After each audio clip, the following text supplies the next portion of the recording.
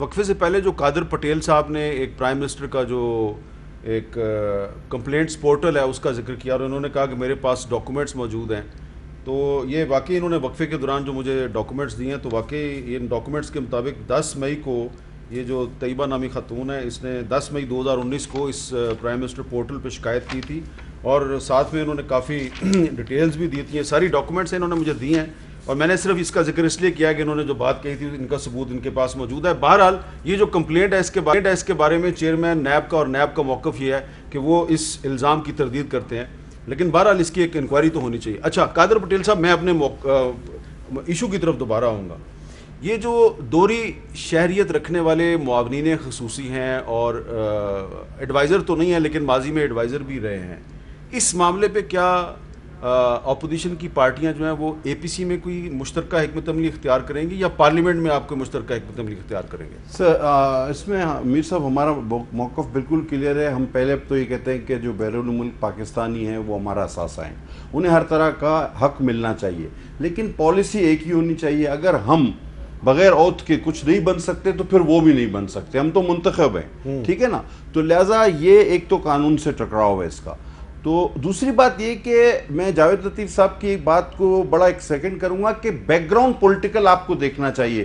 کوئی محترمہ بے نظیر بھٹو کے قد کاٹ کا، کوئی میاں صاحب کے قد کاٹ کا بندہ باہر رہا ہو، اس کی پاکستان کو اشد ضرورت ہو. سر یہ لوگ تو وہ لوگ لگے ہوئے جو عرب پتیوں اور غیر قانونی طریقوں سے انہوں نے اثاثے بنائے، اور جب اب ان کے اثاثے نظر آ رہے ہیں تو لگتا ہے کہ بیچارے عیدی سے ہم بیکار میں چندہ لیتے رہے، ان سے پیسے اکٹھے کر لو، ساری غیر ملکی کرنسی ہے، پاکستان کا قرضہ ہوتا جانا ہے. اور جہاں تک خان صاحب نے اس بات پر زور دیا ہمیشہ کہ غلط لوگوں کو نہ لایا جائے، باہر سے لوگوں کو نہ لایا جائے، تو میں اتنا کہوں گا خان صاحب کی ہر ویڈیو پہ کہ یاد ماضی عذاب ہے یار اب چھین لے مجھ سے حافظہ میرا. اہم فیصلے کیبنٹ میں بیٹھ کے وہی لوگ کر رہے ہیں جن کا ماضی داغدار ہے، جو اربوں پتی تھے، جن کا سیاست میں کوئی کردار نہیں، جن کا جد و جہد میں کوئی کردار نہیں. ہاں علی مود میرے بھائی ہے، یہ اہم فیصلوں میں شامل نہیں ہوتے. ان کے لیے بھی ایک شعر کہوں گا، منزل تو خوش نصیبوں میں تقسیم ہو چکی، ہم خوش خیال لوگ ابھی تک سفر میں ہیں.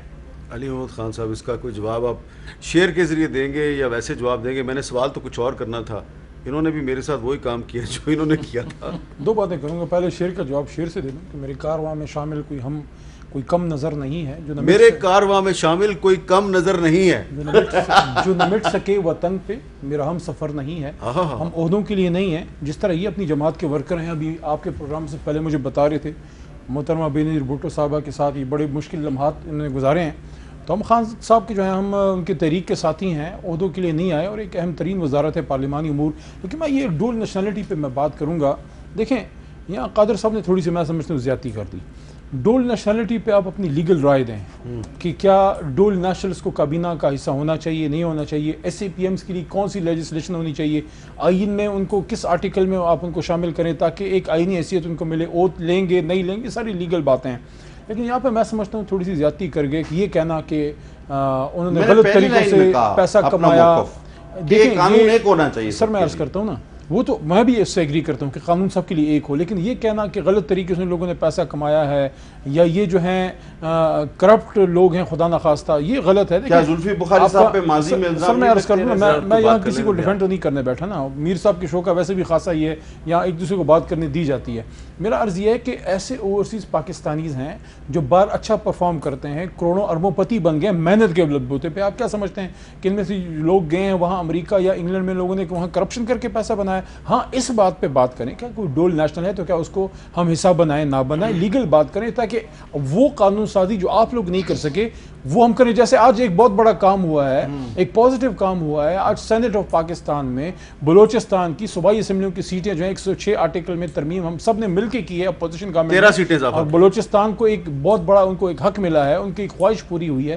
تو یہ پازیٹیو کام. اچھا لیکن اس طرح کی لیجسلیشن کی بات کریں. آپ کے ساتھی جو ہیں زلفی بخاری صاحب جن کا ذکر آ رہا ہے، تو میاں جویل لطیف صاحب انہوں نے آج ایک سٹیٹمنٹ دیا، ذرا میں نے پہلے بھی آپ نے ابتدا میں بھی سنا، ذرا سنے. زلفی بخاری صاحب جو ہیں انہوں نے کہا ہے کہ ڈونلڈ ٹرمپ بھی کابینہ کے اجلاس میں آ کے بیٹھ سکتا ہے. میں حامد میر صاحب، میری بات جو میں نے پہلے بھی کی تھی اس کو آپ نے مکمل نہ ہونے دیا، میں نہیں کرتا دوبارہ. مگر خدا کے لیے ہم کہنا کیا چاہتے ہیں یہی بتائیں آپ کہنا کیا چاہتے ہیں؟ آپ ڈونلڈ ٹرمپ تک پہنچ گئے ہیں آپ کہ آپ ان کو کیبنٹ میں، آپ کو یہ شرمندگی نہیں ہے کہ ڈول نیشنل جو ہیں ان کو آپ نے کیبنٹ میں بٹھایا ہوا ہے، بلکہ آپ اس سے اوپر سے سینہ تان کے یہ کہہ رہے ہیں کہ وہ بھی کیبنٹ میں آ کے بیٹھ سکتے ہیں. تو پھر مجھے یہ بتائیں کہ پاکستان کی ساورینٹی ہے کس کے ہاتھ میں؟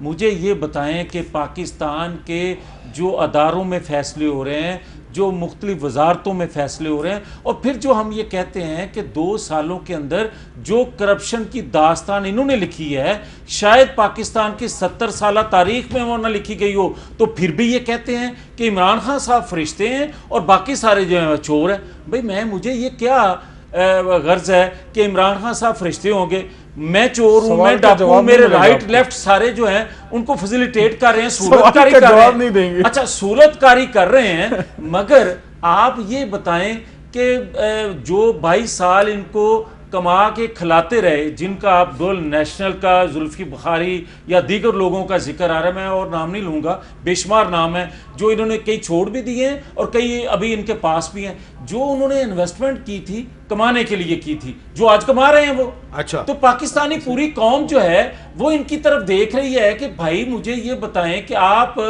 2018 سے پہلے کیا کہتے تھے اور 2018 کے بعد آپ خود کیا کر رہے ہیں.